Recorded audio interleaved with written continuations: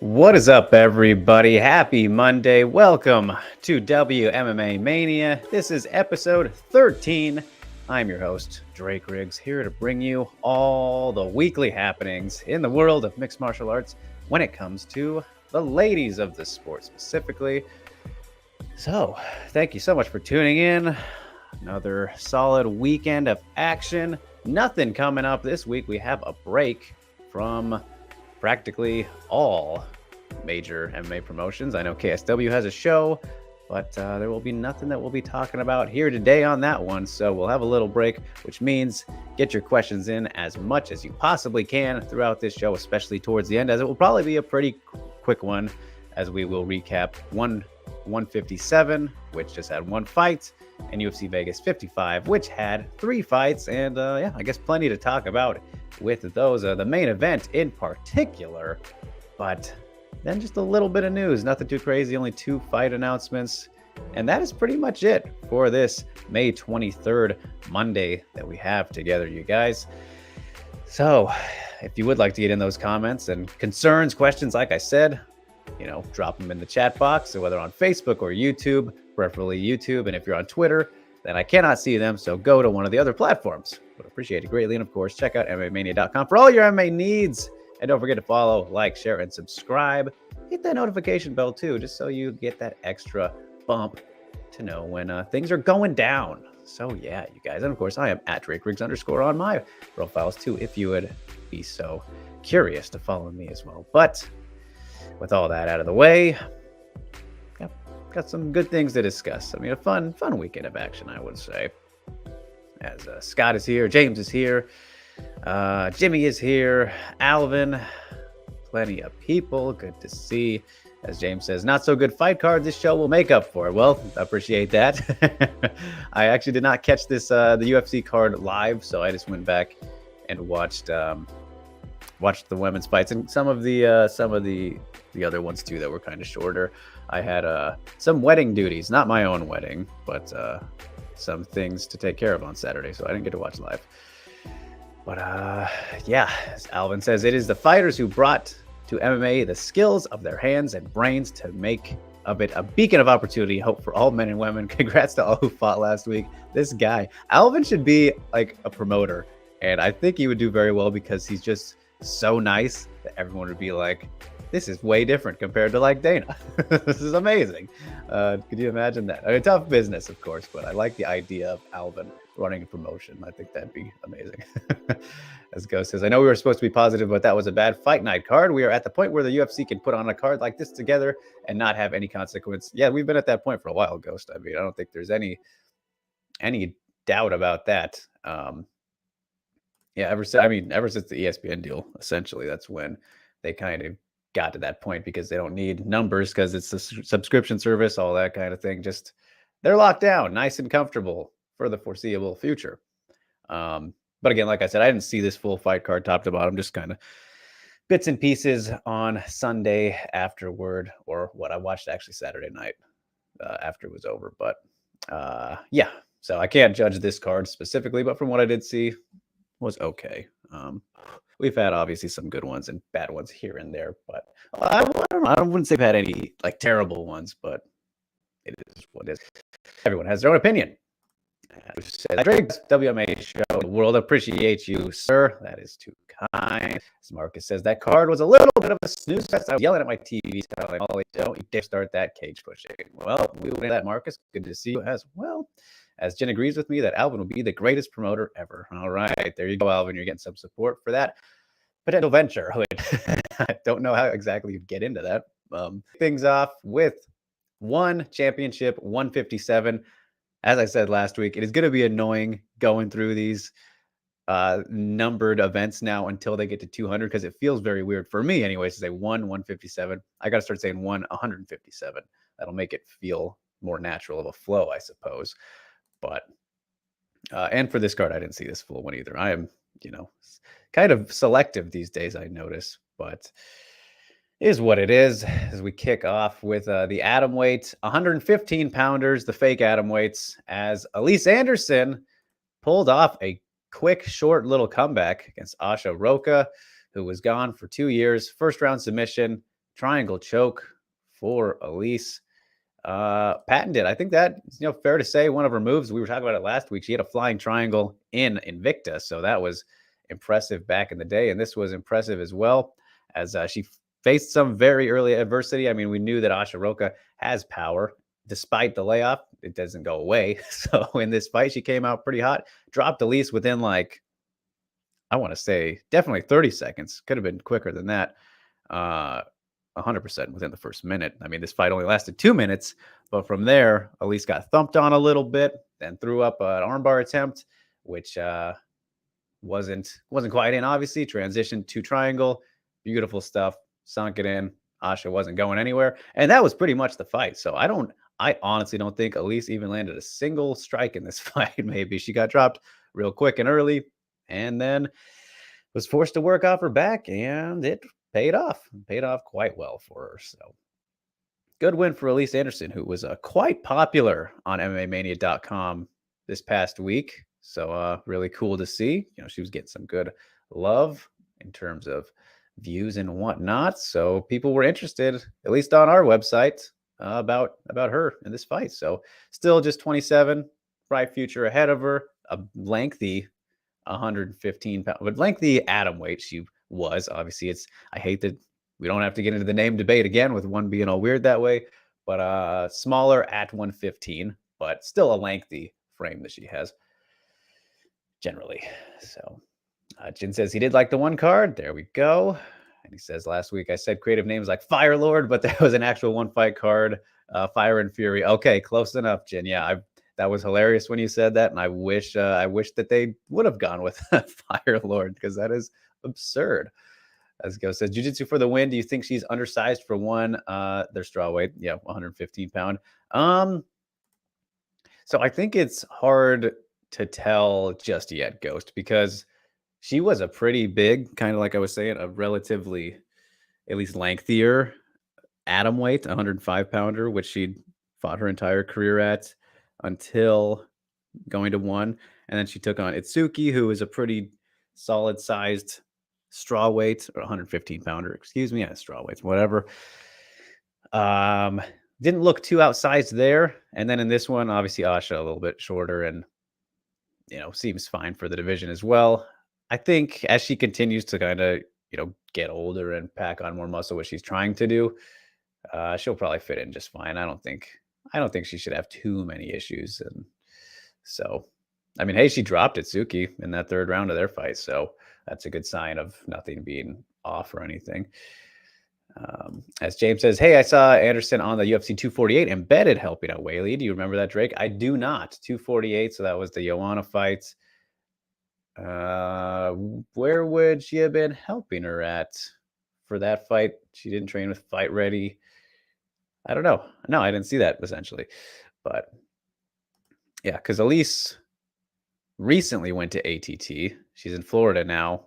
But before that, well, she's from Michigan. So I don't know. Must have been some type of cross training. I missed that, though, essentially, James. So Makoto is here. Good to see you. He says, hello, Drake. I love the one card. Maybe you and Ghost already answered this, but what's your thoughts on 4-ounce Muay Thai and kickboxing? Yes, we have addressed that before. I like it, but the thing I don't like is that for some reason they do the fingerless gloves, which is completely pointless in a striking only sport, because you don't need to grab onto things aside from, clinching and getting around the neck, but you can still do that with, mitten style or whatever you want to call it. But you don't need the finger flexibility for non-jiu-jitsu or grappling. So all you're doing is creating the possibility of eye pokes for no reason whatsoever. So that, I think, is really, really stupid. Like, if they could just do, the ones, again, like I said, that cover up the fingers, I'm all for it. I mean, small gloves I like small gloves. That's fun. More realistic, I guess, in terms of recreating an actual fight that's not sport. I always am all for that. That's why I like the Rise and Rules and whatnot so much. So yeah, that's how I feel about it. Alex is here. Good to see you, sir. Always a pleasure. As Go says, I love the 4-ounce Muay Thai because of the clinch grappling. 4-ounce kickboxing is a no-no for me. All right, there you go. So yeah, kind of along the same lines. Like, I'm all for that. That is definitely good fun. But there's no reason to even have the possibility of eye pokes. So that annoys me. But yeah, other than that, it's whatever. So that was one championship, 157. There was a women's Muay Thai bout on there, right? But I did not get to see that one, so I have no comment. I'm not even sure who won that one. So apologies there, you guys. The MMA is the main focus, and I know that one does do the other stuff, and we have talked about jiu-jitsu and all that before, but forgive me. Maybe someone can say. James says she was at the PI with Whaley. I think it was episode 3 of Embedded for UFC 248, and they filmed a commercial together. Oh, okay. All right. The commercial sounds a little bit familiar. That actually does sound like something I might have saw. And I guess they were both under Sucker Punch management. So that is probably how that came together, at least easier than if they just ran into each other. So there's that. Connecting the dots there, James. Well done. Even though I helped out a little bit. But okay, let's get into UFC Vegas 45, which has created quite an unexpected debate or conversation, I suppose, about judging, and specifically open scoring. I mean, today when I opened up Twitter, it was just nonstop. I couldn't see anything that wasn't open scoring discussion, and I'm really surprised by how many people are kind of against it. There's really no reason to be against it, in my opinion. But anyway, we'll talk more about that, I'm sure, as time goes on here. But first of all, Katlyn Vieira did get the split decision nod over Holly Holm, 47-48 and 2 48-47s.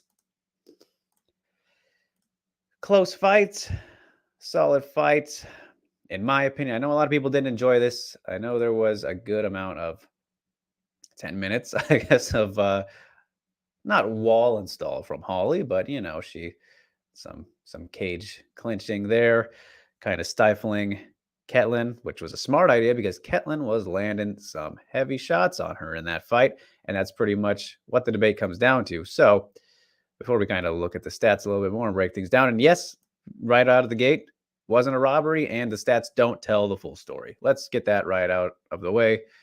But when it comes to this fight, I scored it round 1, 10-9 Holly. Round 2, Katlyn, 10-9. Round 3, 10-9 Katlyn. Round 4, 10-9 Holly. Round 5, 10-9 Holly. So that's 48-47 on my card as well, with Holly getting the first round and the last 2. And I mean, I totally understand it going either way. I'd have to go back and rewatch to kind of decide which one of these rounds. I think it would come down to the 4th round for me, honestly. I mean, you see there was only 9 seconds there of any control, according here to the stats for Holly. 5th round felt pretty clear to me. Stats kind of supported in that one, 43-15. I know I just said you can't read completely into them, which you can't, because it is all about damage and effectiveness of impact and all that kind of thing. Who's being most effective, getting close to finishing. And I mean, Katlyn almost submitted her. That was a crazy moment there in the 3rd round, right? Or what? That was the 2nd round. Yes, excuse me. It says. But yeah, I 1st round, interesting there. I felt pretty good about giving that one to Holly. 4 and 5, every round except for I think the 3rd round, a little bit close. But there was the sidekick to the body knockdown, which they didn't count as an actual knockdown that Holly had. And I mean, that was a solid moment. I mean, she caused that. There's nothing weird about that. I think you should consider that a knockdown. I mean, statistically, officially, I mean, that makes sense. Obviously not as damaging as a shot to the head knockdown, but certainly an effective strike, a very effective strike in the round that was. But I mean, essentially, the clear story of this fight was Holly Holm volume to Vieira power, damage, effectiveness, I guess you could say, plus control. But really, they were pretty even in those positions. Holly just had Vieira's back to the cage, essentially. Never look at significant strikes. I don't personally, just because judging a significant strike doesn't make any sense to me. I know they've tried to kind of clarify the ones that are defined as significant, but it still seems weird. So I always look at the totals, and you can kind of judge just from what you've seen, as that's kind of what you're supposed to do, right? But Caitlyn did hit that beautiful takedown in the second round. Knew that her grappling was going to be an issue if it got there for Holly. I was surprised to see her controlled as much, though, as she was against the fence. Not that I feel like she didn't try super hard to get out of those positions, which was maybe why Pederneiras was so animated and amped up in the corner. And first of all, I know that they were giving a whole lot of love to him and enjoying at least the entertainment factor of his corner work, which I thought was pretty all right. I mean, I think it's always good for a coach to be that way that he was, even when the fighter might be winning. Like he was saying that Katlyn was down 3-1 going into the fifth round, which I was like, I don't agree with that. I think this is tied up here, Andre. But I want to give a shout out to the translator. I've met him a couple times. I apologize, I forget his name, but he's what made that. I mean, the way that he translates or interprets the entire personality of the person, that was incredible. But I think that even in what I think should have been a defeat, this was still a great performance from Katlyn, and Katlyn 2.0, like showing off that she has definitely turned things around since that Aldana knockout, which, immediately after that put some question marks in mind, because when she was undefeated, Katlyn Vieira was looking incredible. I thought she was going to be potentially the person to dethrone Nunes. Like Nunes was going to have to finish her to beat her. That was the thing I was saying, like without making an official pick. I just had a feeling that stylistically Nunes was not going to win that fight unless she was able to put away Katlyn because of just kind of what she presented in the grappling and everything else. Very powerful, big girl. But after she got knocked out in a fight that, she was beating Aldana on the feet until just getting caught there by a beautiful right hand, of course. That kind of seemed to make her scared a little bit, at least in the Yana fight, which was another kind of interestingly scoreable fight too. So she's been in a couple of those now, but since then, looks solid. I mean, the Misha fight, clearly that was a great one.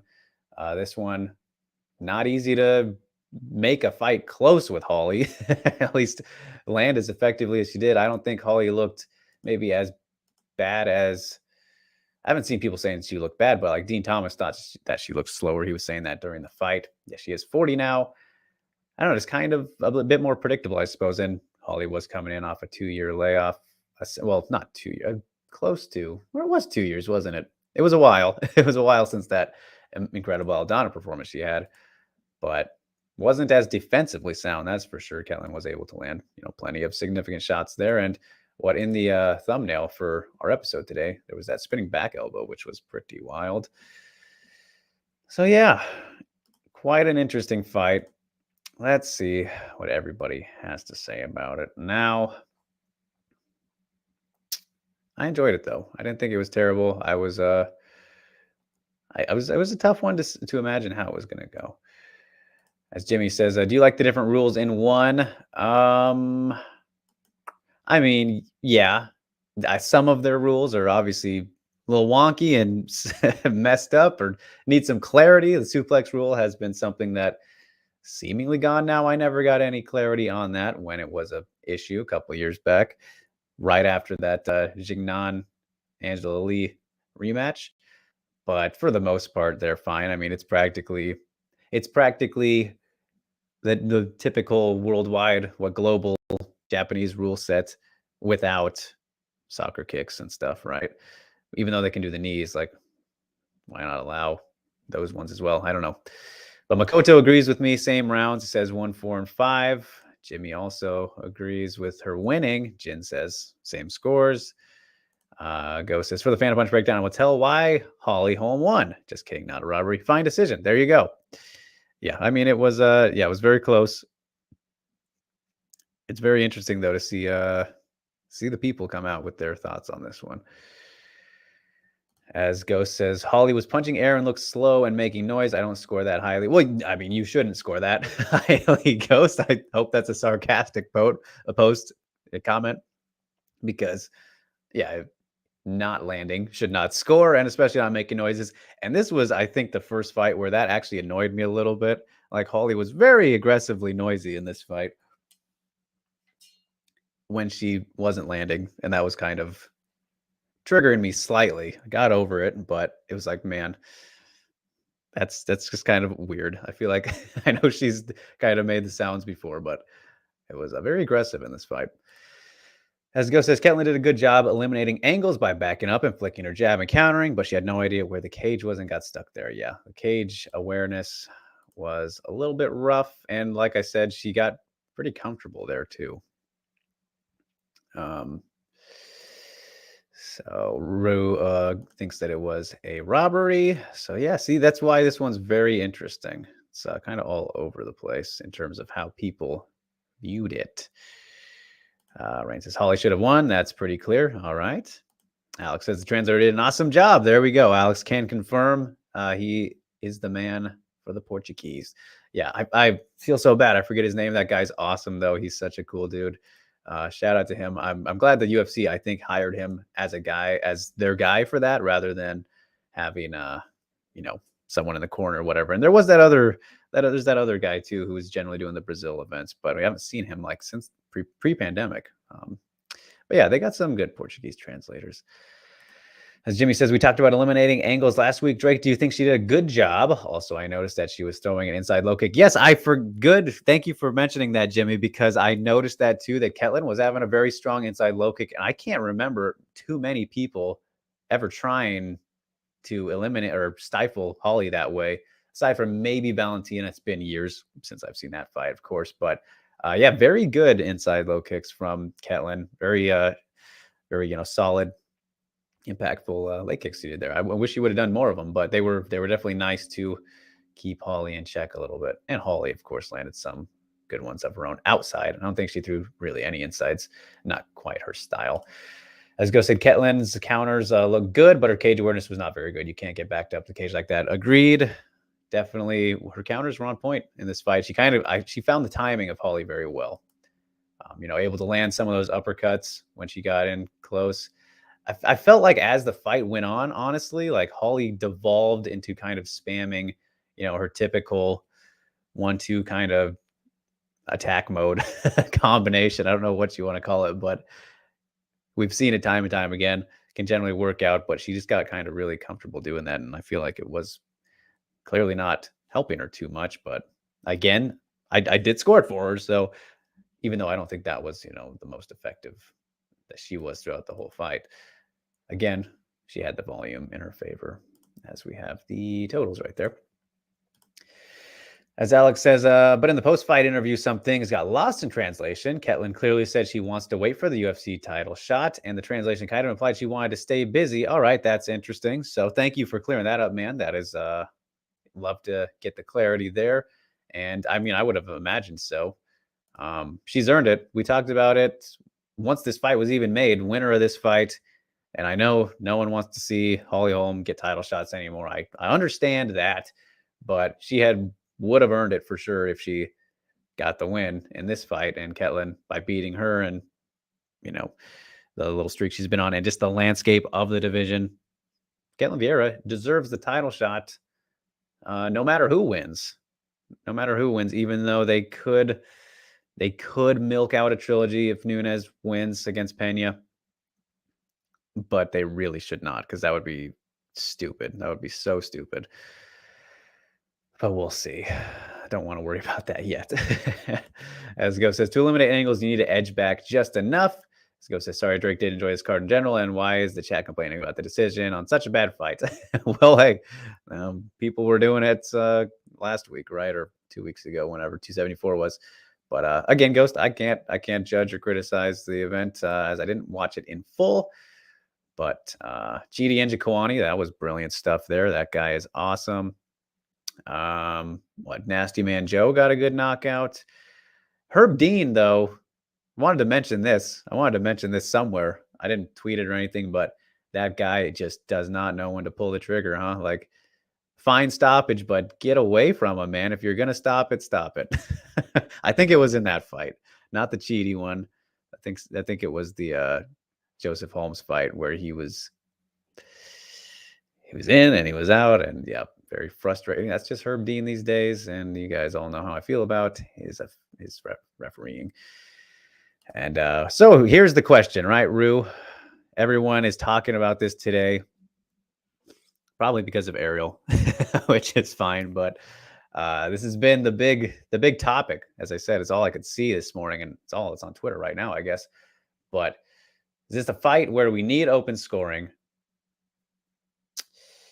I think it goes two ways, sort of, right? So if we here, let's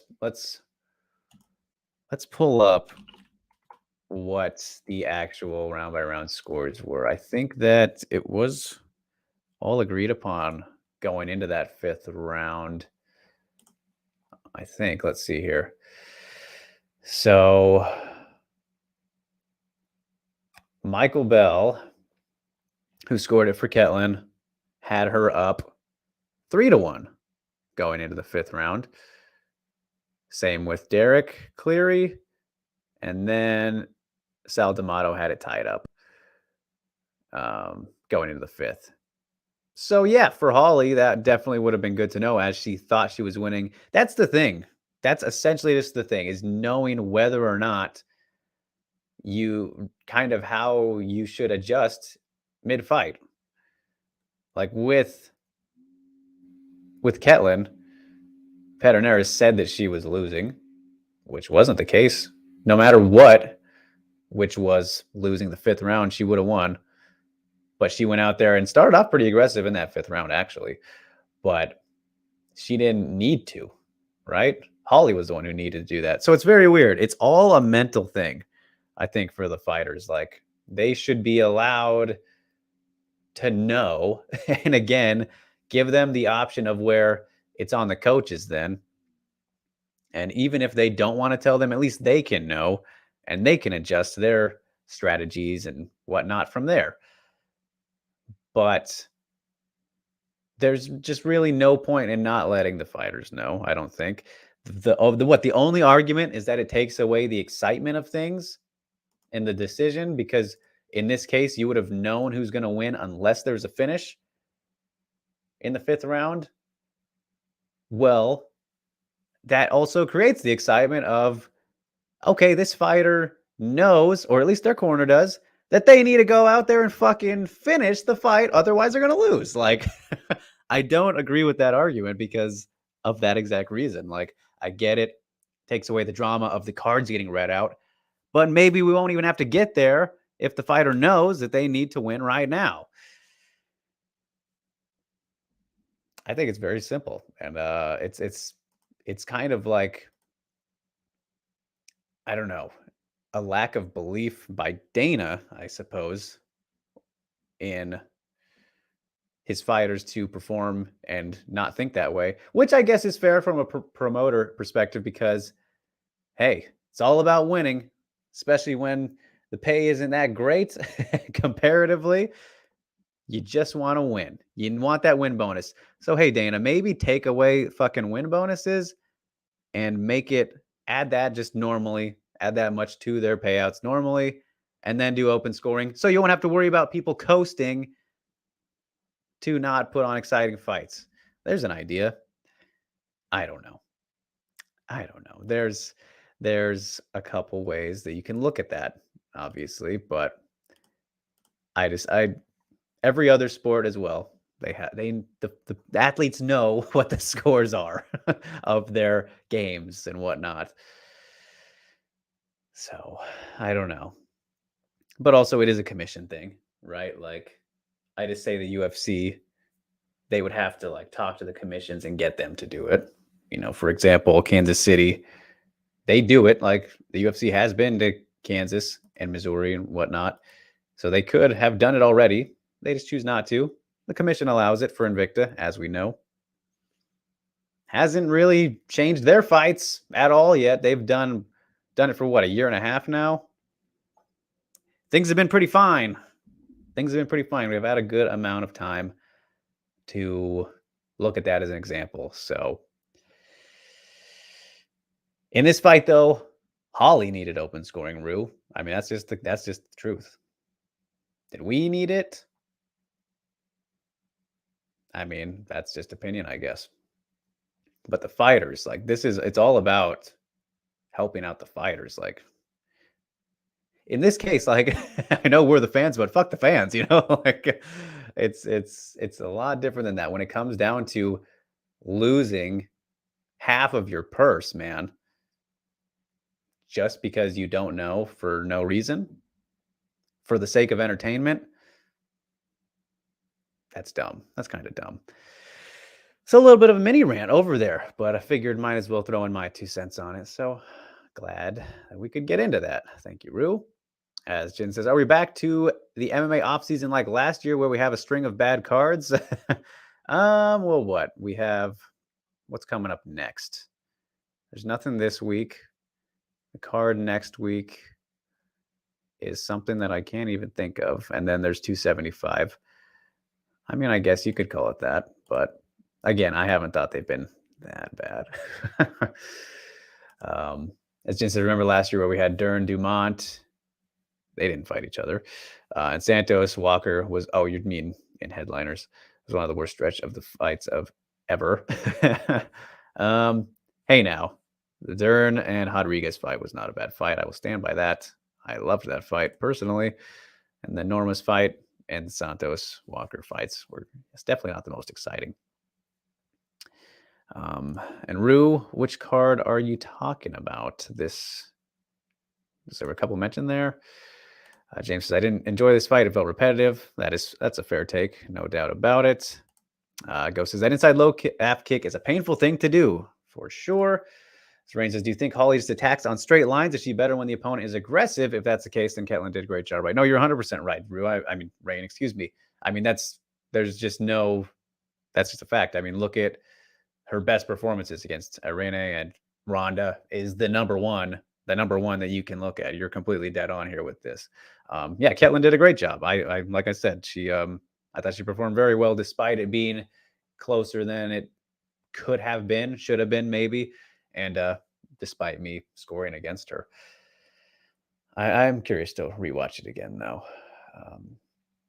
As Makoto asks, what do we think about Holm's fighting style? I mean, it's effective. It's undeniably effective. She's only lost to champions, except for Katlyn now, who could be a future champion. You never know.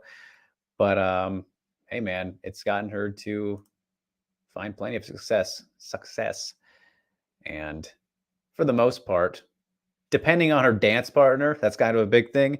I generally enjoy watching Holly, but sometimes it doesn't always work out. Like, of course, the Besh Kohea fight or maybe the second Rocky fight. As Ghost says, Holly Holm has good cage awareness, but her straight line attacks to close distance is not good. She's at best when the opponent follows her. I don't like that style. That is very true. She is one of the best matadors, perhaps of all time, really. I mean, if you want to do the Bull and Matador comparison again, the pressure versus the counter striker, she's phenomenal at that. Always has been. Mary is here. Good to see you, as always. And Ghost is not that style in general. Holly style, not my cup of green tea. Green specifically, he says. So he says, but there would be excitement until the end where they don't reveal the last round. Exactly. There's that too, Rue. I mean, depending on if it's a 10-8 or not. Because like I said, in this fight specifically, Katlyn had already won before the 5th round, right? Like I pulled up the scores. 2 of the judges already had her 3-1. So she had won already, and we would have known that. So then it would have been on Holly. And if she was to get a 10-8, that would be the drama that we would have got in this fight specifically. That would have been that excitement. So, yeah. As James says, what is the solution to stop bad fight cards like this? Better matchmaking, I guess. Putting the right fighters together. Again, I did not see this full card.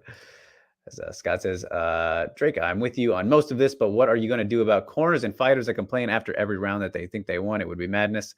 That is a good point, but they can do that anyway. Scott. Like, we know the scores after the fight, and they still complain about them then. I don't think it would change that much. As Rain says, would you rather have 2 stacked pay-per-view cards or 5 bad fight night cards? Oh, the stacked, for sure. I mean, And I say that as somebody who's working in the industry, so like that wouldn't affect things too much in terms of working, but in terms of anticipation and getting me excited more, I would much prefer that. Um, if you mean like in a certain stretch or however you line up that schedule, Rain. Steven says this was one of the few times where one was way better than the UFC. All right, there you go. Smokoto says, do you believe that fighting is subjective even though we have a criteria? I mean, in general, yes, but well, even still, that's why it's tricky, right? Because it's the criteria is outlined in a way to where it still wants you to form your own opinions. It doesn't flat out say that knockdowns automatically you score 10-8 like in boxing, or uppercuts are more scoring than jabs, that kind of thing, even though that is true. Typically, you would imagine, unless it's like some really shitty soft jab, uppercut. I mean, I'm all confused, but certain types of techniques, it doesn't say that. So, yeah, it's kind of a combination, Makoto. It's very interesting. Fighting's tough. Fighting's a tough thing everywhere. As Ghost says, I'd wait for 2 pay-per-views then, rather than see bad fight night cards. Yeah, I mean, you always take the good, and if you have to wait for it longer, then you'll appreciate it even more. As Rain says, and people shouldn't complain about Katlyn winning. I'm not sure what that is referencing, but yeah. As Ghost says, guys, it's not going to change due to the ESPN deal. Yes, as I said, what is worse is the media hyping it up, and guys like us who watch it to make fun of it. I don't like affects the hardcores. Yeah, fair point about the hardcores there, but honestly, I don't know. I feel like the media, the most of people don't hype it up too much, depending on the fights. Like I haven't seen anyone saying like these cards are amazing or anything, but we'll move on. Plenty that there was to talk about with that main event, of course. Congrats to Katlyn, though. Very emotional, very big win for her. I mean, 2 wins over former champs now, so love to see it. I remember I was there, UFC Portland, the last time they were here for her debut against Kelly Fasholz. Great win there. So it's always fun when you can see someone's career start that way and where they get to now. She is impossible to get a hold of, though. I've tried to interview her in the past, but she just is not accessible. Maybe someday. But anyway, as we move on to the strawweight division now, the real strawweights, 115 pounds. Tabitha Richie defeats Polyana Vieira via unanimous decision, 29-28 across the board. This fight, somewhat similar to Tracy Cortez versus Melissa Gatto from UFC 274. Practical Jokers at 9 p.m. Pacific time on Thursdays. She was just way too comfortable on her back. Polyana Vieira, that is. That was pretty much the story of it. Some great takedowns. 5 of them hit here from Tabitha Richie, who is a great jiu-jitsu player herself. She can grapple with just about the best of them. I mean, depending, I suppose. But in this matchup where they both had good jiu-jitsu, she didn't have too much to worry about against a very comfortable off her back Polyana Vieira, who had been out for a little bit and just couldn't quite find anything too significant there on the feet. Yes, I think she did win the first round, you could maybe say. I don't even remember which one it was, but it was definitely a clear Richie victory. And again, she is very good at doing or kind of turning momentum and pressure into takedowns. Like this was very similar to her win over Maria Oliveira in her last fight when Vieira would kind of come at her aggressively. She would counter that into a takedown wonderfully. That was kind of how she got there. And each scenario was a lot more calculated with her right hand than in that Oliveira fight. A lot more patient on the feet, which kind of cost her to an extent early on, like I was saying. But ultimately, again, Vieira just couldn't stop those takedowns and didn't seem to want to very much, again, because she was comfortable on her back. She is pretty good at latching up submissions, but no luck in this one. No luck whatsoever. So, as Rue says, he didn't watch either of the other fights. Fair enough. Fair enough. All right. But yeah, that was that one. Not too much to add. solid performance from Tabitha. Curious to see what is next for her. My mind goes to like somebody like maybe Mizuki or Kanako, who training together right now in New York, and they are now on the same management team as well. So that's fun. But Kanako is going to be murder for anyone she faces next.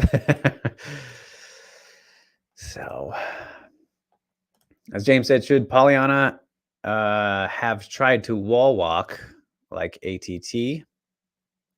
Like ATT fighters, you mean? Or yeah, she definitely should have, though. I mean, I don't, again, it was just like, I don't think she was fine with being on the ground mostly. That was kind of the thing. As Rain asks, why do you think she was so comfortable on her back? Because of her jiu-jitsu background, really. And she was probably noticing that she wasn't doing too well on the feet. So was just figured this would be the best spot for her. I mean, she was throwing up body triangles from guard, which doesn't do much for you besides keep you in that position. So, I mean, that's all it does, really, right? It's just to keep you stuck there. So, yeah. As Mary is here. Well, Mary already said hi, didn't she? Sorry, Mary. We're going today. She asks, why do you think Weili hasn't done much interviews from U.S. reporters? Does it annoy you? I see her do interviews all the time on Chinese social media like Migu. Well, language barrier, number one. Number two, maybe many don't reach out to her. As we noticed on that virtual press conference, no one barely asked her anything. So yeah, that's a little bit annoying. Definitely annoying because I am a U.S. reporter and I have been trying to talk to her. So it's certainly Mary.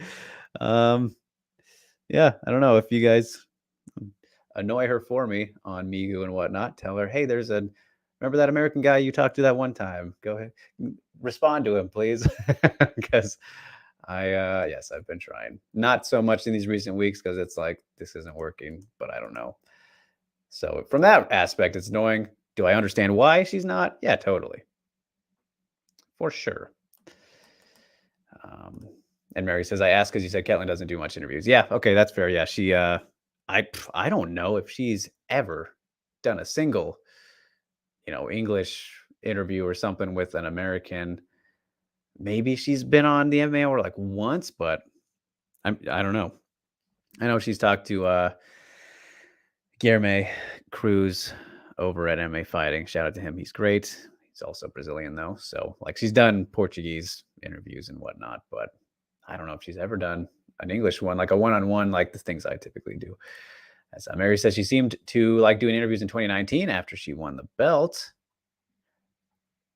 Speaking of Weili, that is. Yeah, I mean, that's what I'm talking about though, is people go after them a lot more when they, they're the champion, unfortunately. Not unfortunately, but like, then there's more of an incentive. I don't know. People think that way where, oh, we got to talk to the champ, especially right after they become the champ. So I'm sure she liked it, but it was also like, she's not the one going out of her way, put it that way. So if you're not seeing interviews like that, it's a two-way street where more likely than not, it's because people aren't going to with a fighter. Fighters are generally pretty open to doing them. There's obviously a select few that are like, nope, sorry, I'm going to limit my media. Just don't like doing it for whatever reason. But that's actually pretty rare. So more often than not, it's the how many are coming to them. So when you're at the height and just became champion the way she did in China, yeah, that was going to be a big popular moment for her, Mary, in terms of the media stuff. As Jen says, Mary brings up a good point. Is it the same with Katlyn? I mean, practically, like I said, yeah, language barrier is also a thing. I have no idea who she's managed by. I think, what, Alex Silva, maybe. I'm not sure what his company is, but he, I think he was there at the event. You've seen him before. Kind of an older guy. But yeah, he's also hard to get a hold of. So there's a lot of little factors. There are a lot of little factors. As Drew says, that's too bad. I'd love to know what Weili has to say about her rematch. Well, hey, we have 2 weeks still, you guys. So I will send something out to whomever I possibly can after the show. I will keep trying Obviously tougher when you're closer to the fight, but we'll see what we can do. We will see. It is not easy with certain people. But as for the last fight, Sam Page defeated Elise Reed via third round TKO, elbows and punches at 3 minutes and 52 seconds. How about that?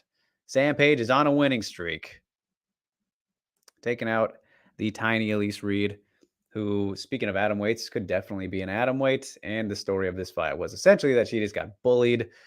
Sam Page out-grappled her, out-wrestled her, as she typically will do to win her fights when she does win them. Elise looked pretty good on the feet, though, early on. First round, looked sharp. I think a bit more of a versatile attack compared to her Corey McKenna fight, which I know Ghost was rather unimpressed with. But I think she looked better, at least. And she obviously won the Corey McKenna fight. But in terms of combinations and versatility, I suppose she wasn't just kind of doing the same thing and leaving it there, because she kind of had to mix it up a little bit more against someone like Sam, who at least was going to threaten with trying to get close to you, close the distance, get you down. Still ended up happening, and she couldn't do a damn thing about it. It's just too small. A little bit in that Loma territory, but I don't know, it might be a little tinier. Not sure. Either way, good win for Sam. Gonna always be happy for her as a fellow Washingtonian, but 2-5 winning streak will be interesting to see where she goes from here next. I mean, you could even match Richie versus Hughes. That kind of makes totally fine sense. I think they're both on 2-5 winning streaks. Why not? I think that's perfectly fine, actually. I like that one. Let's do that. So, yeah, not much to say about that. Some good ground and pound. Clearly finished it there. Good elbows, busted up Elise at the very end. Good dominant performance for the second half from Sam Page. So, as James says, do you think that it's also because of the political nonsense that Whaley has to deal with? Could be a part of it, always, right? That could always be a part of it, but I don't know. I don't know if it's so much as the other factors, like I said, of just media being lazy, because that, you guys know, we've talked about this way back in the day. That's a big thing. That was one of the main reasons, kind of, well, just me being interested in general, but one of the other reasons that I have always gone out of my way to talk to international fighters or fighters who don't speak English, because everyone else is so goddamn lazy to do it, for the most part. I'm not saying that's everybody. I'm not trying to sound like the cool guy in media, because it's not the case. But if you think about it, if you look around, not too many people go out of their way to talk to the fighters who don't speak English. That's just how it is. I just don't like to deal with language barriers, which is not that bad. Okay, trust me. I've talked to probably over 100 fighters who don't speak English at this point. Maybe not over 100, but we're getting close. We've talked to a lot in our time. 100 interviews, maybe. I think I've done close to 300, which is kind of crazy if I look at my playlist. So, Go says, nope, didn't like this from either fighter. Can I just say, if your only weapon is a sprinting right hand and a lazy sidekick, then you should think of a different career. My goodness, he's going off. The reason sprinting right hands don't work is because the position of your opponent's lead shoulder, if you are getting hit by them, or that's your only weapon, choose a different profession. That kind of rhymes a little bit. Just a little bit. But Ghost is entitled to his opinion, so there. a little aggressive, but hey, she's won fights before, so. Anyway, that's UFC Vegas 55, you guys. And that is the last fight to talk about from the past weekend. But I guess I should also say that as of today, Deep Jewels 37 is now up on YouTube. So they have uploaded that event. I will be getting around to that sometime this week, of course, maybe tonight. Want to see Serioshima versus Mori Suda, which is only about 2 minutes and some change. Rin Nakai winning her way through the tournament makes me sad, because I love Shizuka. She submitted Shizuka in the first round of their finals for the title. Yoko Higashi in the rematch with King Reina. Don't care about that one too much. Might glance over it, but the other ones I am much looking forward to watching. So yes, Deep Jewels 37 on the Deep Jewels or the Deep YouTube channel now, so you can check that out after we're done here or whenever. So Kimball is back. Good to see you, Kimball. As she is saying, if I may, can I have your advice on something? I recently had people over my apartment watching the last fight card. All right, assuming this fight night, or we'll hear what you got to say. She says, we saw the UFC 275 trailer and was really excited. I told them I was a big Weili fan. The way they responded really upset me. They said I was a traitor to America for rooting for a fighter from China. Have you ever experienced something like that before? How would you handle a situation like this? First of all, Kimball, you might need new friends if that's the case. I'm very sorry to hear that. Well, I mean, I guess I don't know if they were aggressive or kind of racist about it or whatever. I mean, that right there is just kind of a nationalistic kind of thing, which is very normal, honestly, from team sport perspectives, right? Like if you look at soccer, they are very much that way about their stuff. And I know that in the UK, it's a big deal. Your soccer clubs, they get very religious about it. So if they're more casual fans, I would imagine that's kind of the line of thinking there. Kimball, unless they were kind of mean and offensive about it, then yes, I would suggest new friends. But have I ever experienced something like that before? Maybe not to that extent, but yes, of course, I've had friends who were like, root for a certain person because they're from somewhere. It doesn't have to be a China thing. It could be literally anywhere. But yeah, I mean, that's a pretty common thing, especially with just casual sports fans, right? Like even football, like where I live, there's a football team, the Seattle Seahawks. But I'm a Packers fan, and I get that all the time, just being like, wow, you're a traitor to the state kind of thing. That's just how it is, which makes sense, honestly, I guess in terms of you're from the place, why don't you like it? That line of thinking, but you're free to like whatever you want. So yeah, I get it, but I don't not get it, I guess, but it is what it is. So unless they're being really mean and kind of toxic about it, then I don't know if it's that big of a problem. But yes. And how would I handle it? It depends again. So maybe you have more comments to say about it, but yeah, it's one of those things where depending on the severity of it, I suppose is kind of what I would say. But yeah, I've never had anything like serious in my own history. But yes, definitely casual friends who've been like that.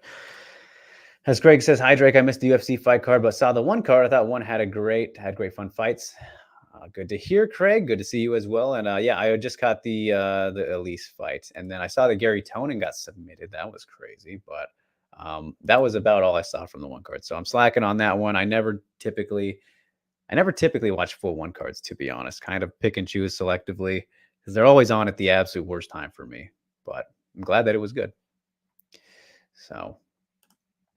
Ghost says, I've always had a distaste for booing someone for where they're from. Yeah. Or rooting for someone because you're from the same area. Yeah. It's kind of like, the thing with that is like, it's the most simplified way of picking a side without knowing anything, right? That's the easiest way to do it.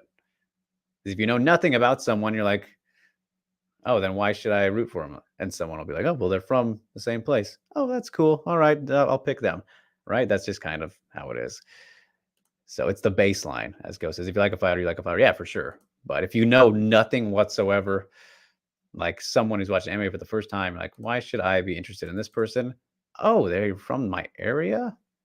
So that means I could do this. I could go to their gym. Bum, bum, bum. Yeah, So it makes sense. It does make sense. Just don't be a dick about it. As Kimball says, Drake, it made me feel sad just because Weili inspired me to do jiu-jitsu. They said it jokingly, but I feel like if they saw her fight, they would like her despite her nationality. Oh, 100%. See, that's the thing. That's exactly what I'm saying, Kimball, is like, if you have no idea who the person is or the team, or haven't seen something before, then of course you're going to go with just that natural instinct of, well, why should I? Convince me why. And until you see it, you don't believe it generally. At least I'm a believer in seeing is believing kind of thing. So yeah, I guarantee you're right. I mean, it's hard not to like the way that Whaley fights. But again, if you know nothing, what's the simplest way to get persuaded to cheer for someone? If you could know them, right? If you could know a celebrity in a sense, how's the easiest way to do that? Oh, if they live by me, I could run into them coincidentally. That's a cool feeling, right? Everyone likes to know popular people. It kind of boils down to that whole thing, I would say, anyway. So Yuna's here. She says, Ghost and Drake, what are some of your thoughts or recommendations on how to build off the body jab? Well, building off the body jab, I feel like we definitely don't see that very often. Just not even the body jab alone. So I'm sure that Ghost has some thoughts on that. As I'll get to the news in the meantime, I'll kind of bounce off of him because, again, it is a rarer move technique that we don't see all too often. So, yes. So we just have 2 fights in the bantamweight division to talk about today in the news that were announced. Interesting one here for August 13th, UFC Fight Night, as Aspen Ladd will take on Sarah McMahon. So, a fight that should be a wrestler's delight, you would think, with Aspen Ladd being a very good wrestler, some of the best ground and pound among all women in the sport. Haven't seen that in a couple years. Saw it a little bit at the end of the Rocky fight when it was too late. See if she tries to test herself against Sarah McMahon. I imagine she won't. Sarah McMahon, of course, a former Olympian, silver medalist, right? Gonna have the advantage still. She's still the best wrestler in the division. Great win her last time out. Still going strong despite, 42 now, I think? Pretty crazy. Hits like a goddamn truck. Boxing just continues to improve, and very quick, too, from Sarah McMahon. But always going to have that back pocket. Wrestling, still kind of that worry that we've always had with her about starting off so strong and then just kind of giving it up at some point in the later 2 rounds. See if Aspen can capitalize on that, even though she hasn't been fighting very smart in these last couple fights. So this is kind of a really big one for her. And matchmaking wise, I think that it's fine. It's fine. It's better than when they were trying to do Ladd versus Aldana, which I hope that Irene is healed up and going to be back soon. Need some more of her in our lives. But yeah, interesting one for each.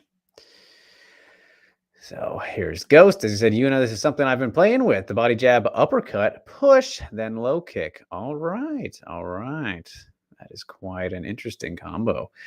I said I like to show the uppercut even if it doesn't land because it forces the opponent to stand up. Very true. And that is a good idea because, you're hitting them down low and presumably they might lean a little bit, sneak in on the way up, and can push there. Sneak in a low kick off the end. It says then push once your hand is up, followed by a low kick. Yeah, there's a lot going on there. That's very nice, though. I like the sound of that, Ghost. Smoker says, don't forget that Aspen Ladd is on the top 10 boxers in the UFC. Oh, stop it. Stop it. Ghost says, got that from Skarbowski, GSP's drunk Muay Thai coach instructional, which you should something. But yeah, that's a cool combo. And if you hook to the head off the body jab, I'd marry you. All right. Well, there you go, ladies. You know how to get Ghost's hand. But yeah, that is a very nice sounding combo. I'm curious to go check that out myself. So, all right. That is the first of 2 bantamweight fights. You know what the other one is. We already hinted at it briefly, but the title fight rematch is official of one of the biggest upsets of all time. Juliana Pena, Amanda Nunes 2 will headline UFC 277 on July 30th in Dallas, Texas. Good to know when it's going down. Good to know. Seemed like there was a little bit of confusion as to how long we have to wait for, but we'll be seeing Amanda try to get her other belt back as she's no longer with ATT. Pena looking to prove it wasn't a fluke. I mean, there's not too much to say about it. We knew it was going to happen. They were tough coaches, the upset, all that. So it was just a matter of when. And now we know. So, yeah, haven't been watching The Ultimate Fighter. That's something I should maybe try and catch up on too. But I don't know. It's just so much going on and so much that's not the most interesting. The Ultimate Fighters needs to... It's number 30. This can be the last one, right? Right? I don't know. Either way, we'll see if Pena is for real, I guess. I have my doubts personally, as I think most do. But it should be an interesting rematch. I mean, there's that mental warfare Nunes now has to think about. If, she'll have flashbacks or anything. She has never rematched an opponent that's beat her, right? Just had the rematch with Valentina. That might have been the only rematch she's ever had. Right, let's look real quick. Why don't we? I'm forgetting a recent one, which I don't think I am. They've been pretty good at having her fight different people because I don't know, she beats everyone pretty convincingly. Let's see here. Alexis Davis. Nope. Dale Elio. Oh, Jermaine was another person she beat and rematched, of course. Yeah, it's just Juliana will be the first opponent she's lost to that she's rematched. So that's an interesting dynamic for sure. But we'll see. We will see. As Go says, don't you remember John Charles Skarbowski from Tough, where the drunk guy beats up all the MMA guys? I think very briefly, Ghost. Was it the season that GSP coached against Koscheck? Was he? Because that's like the only time I can remember GSP on The Ultimate Fighter, which great season. I did really like that one. But I think very briefly, that season was a long time ago. As Jimmy agrees and remembers it as well. Sharon says, hi, do you watch Tough a lot? So here's the thing, Sharon. Let's see. I watched the very first season of Tough that I watched was Tough 10, as like a lot of people did. They jumped on for that heavyweight season. So that was the first one I watched. And then I watched all the way up until 28. I think I skipped 19, though, the BJ Penn, Frankie Edgar one. I don't know. I just didn't have interest in that one. And then maybe 27, too. Or maybe there was like 2 seasons or so in there that I stopped, that I didn't watch. The ATT Black Zillions one, I kind of watched every now and then, but I didn't commit the full season. But for the most part, I watched like the last 26 or so seasons. But I don't know. The interest has really gone down for me. Didn't watch 29, which I don't even remember who was on that one. That was the one we had, last year? I honestly don't remember. Ortega Volkanovski. Those were the coaches. Which, that sounded like a pretty good season, actually. And we got some good fighters out of there. Ricky Tercios, who just got a fight today, his next fight. So, yeah. I don't know. This season has sounded a little bit rough, though, at least from the heavyweight men. But yeah, that's the extent of my Tough history, from Tough 10 to Tough 28, with some misses in between there. I've always liked the show, but I don't know. It's just after so much in the current landscape, it's like, But Rue says, can Pena win this again? She can, but it's going to have to play out exactly the same way.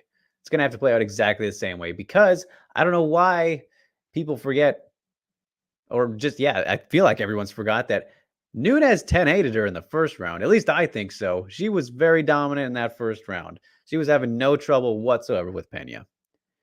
Then, of course, the second round came around. But like that, the first round was looking how the fight should have played out the entire time. And if Nunes shores up the issue she had in that second round, she's going to be just fine. Just fine.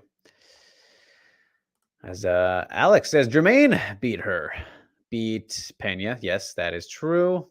Had some success in that rematch with Nunes as well, but the wrestling defense cost her in that one. But yeah, GDR is no joke. I hope to see her back very soon as well, and apparently not retired, according to her. Stame says, do you think the UFC did a good job holding off on giving Holm a title shot? Yes, they certainly did. Obviously, I think. As goes, I meant all of you guys should buy Skarbowski's instructional on dynamic striking. And he says, yes, it was the season where GSP coached against Koscheck. All right, motorboating that ass, as you remember, from Joshi Koscheck. One of my favorite fighters, honestly, of all time. I loved Josh Koscheck. I know everyone hated him, but I loved his fighting style, and he was a very goofy personality. But I liked that guy. I actually tried to interview him recently, but he did not respond to me. As James says, I don't really like tough or contender series anymore. Agreed. I am completely with you. As Zhao says, I saw your Kyoji interview on Broaden Horizon. I heard on Jack Slack that he considers him as one of the most talented in terms of skills for a fighter coming out of Japan. Do you agree with him? Yes, Kyoji is one of the best fighters of all time from Japan, hands down. And thank you for checking out the Kyoji interview on Broaden Horizon. Zhao, that was episode 5, I want to say, maybe 6. And then I did speak with him before his Sergio Pettis fight, which unfortunately didn't go his way. But that was the last time I spoke to Kyoji. He is great. His English is getting quite good as well. But yeah, he is phenomenal. Very, very good fighter. As I said, one of the best, one of the Japanese GOATs, no doubt about it. I mean, just one of the lighter weight GOATs, if we're being honest. He is very good. As much as I'm not too big a fan of Jack Slack. But yeah, that's a fair take. As Ghost agrees. And Rue says, I'd agree that Horiguchi is one of the best even now. Yes, he's still very good, despite the rough losses. You hate to see it, but that's the sport. That is just the sport for you. So that is the news for you as well. So, yes, Go says he's one of the best in the world currently. Yes, he is. Still one of the best bantamweights. Like him losing to Mix and Pettis just shows you how good that those guys are. Like, they're all top 15. Doesn't mean Kyoji's not one of the best. It means those guys are also some of the best. So, yeah. Undeniable. And he's still the Rising champ. So, see when he defends that one next. And who against? You would imagine maybe a Hiro Masa trilogy fight, which that rematch a couple of years ago was pretty interesting. That was the most trouble Kyoji had on his run of dominance up until the Kai knockout. So that could be an interesting one. And yes, he is very tiny. His Ghost is a true flyweight, that's for sure, but has done pretty great at bantamweight. So, all right, you guys. Well, I think we've reached that point here at the end of the show. Nothing to preview. As I said, we have a weekend away. So can wrap it up there. Plenty of good engagement. Appreciate you all so much. Speaking of Broaden Horizon, was that Zhao that mentioned that? Sorry, I want to be sure. Yes, you did. Speaking of Broaden Horizon, you guys, shameless plug time as today. Broaden Horizon episode 15 drops in about an hour and 20 minutes, 2:30 p.m. Pacific time. That will be out 6:30 a.m. Japanese time, if you happen to be in Japan watching right now, which I'm sure you're probably sleeping because it would be 5 o'clock right now. But Broaden Horizon episode 15 drops here on MMAmania.com, the MMA Mania YouTube channel, featuring another great 4-guest lineup, starting with Starflower, the best atomweight in the world, the Rising Super Atomweight champion, the Deep Jewel Strawweight champion, Sekizawa, returned to the show after the win over Hayaka Hamasaki. Great getting to chat with her. She is just an absolute robot in like the best way possible. I mean, it's insane how she kind of dissects her victories and performances and whatnot. Like, I'll give you a brief spoiler since you guys are here and we're at the end of the show, and I appreciate you so much. But like, if you did see the fight and you watched even her post-fight interview in the ring or her little speech, whatever, and she was weeping. The woman was bawling. She was crying so aggressively, like her dog just died or something. And I asked her why, and she said she was so upset at herself for getting tired in the third round and defensive and giving up the armbar position. Like that mentality of similar to Kayla Harrison, who cried after she beat Larissa Pacheco the first time by unanimous decision and wasn't happy that it went to decision.